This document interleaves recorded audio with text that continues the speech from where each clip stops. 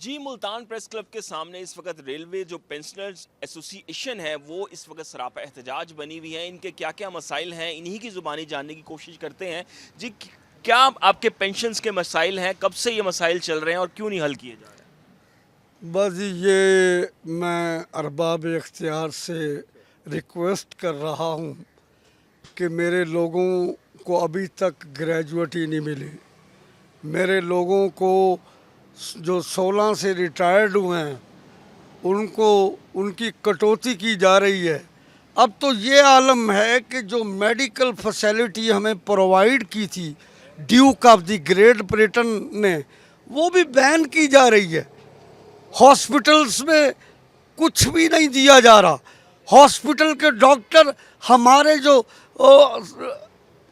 Pensioners ہیں وہ کسی ڈیزیز میں سفرڈ ہیں, ان کو ریفر نہیں کر رہے, نہ نسٹر میں, نہ سی ایم ایچ میں, نہ کارڈیالوجی میں.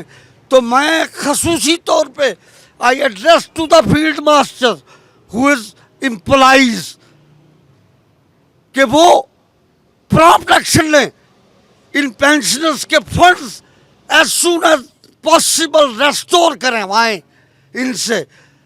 کیوں کہ یہ پینشن ہماری چادر ہے, ہم بچوں پہ ڈیپینڈ نہیں کرتے.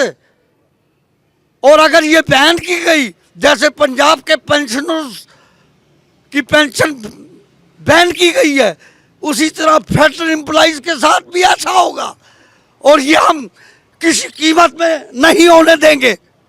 اب تک کیا مطالبات آپ نے کیے ہیں, کیا ریلوے انتظامیہ اب تک کیا کہہ رہی ہے اس حوالے سے؟ میں ریلوے انتظامیہ کے خاص کر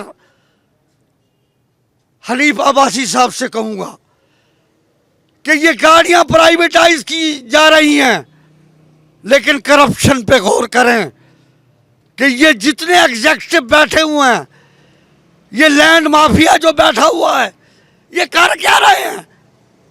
آپ ملازمین سے ان کے دیے ہوئے رائٹس, ڈیزرونگ رائٹس کو کھو رہے ہیں. ایسا نہ کریں خدا را. جی بالکل, یہاں پہ پینشنرز جو ہے وہ سراپا احتجاج ہیں اور اپنے غم و غصے کا اظہار کر رہے ہیں کہ ان کے جو پینشنرز کے حقوق ہیں, جو گریجویٹی ہے, میڈیکل ہے, مختلف جو فیسلٹیز ہیں ان کو نہیں دی جا رہی, وہ جلد از جلد فراہم کی جائیں.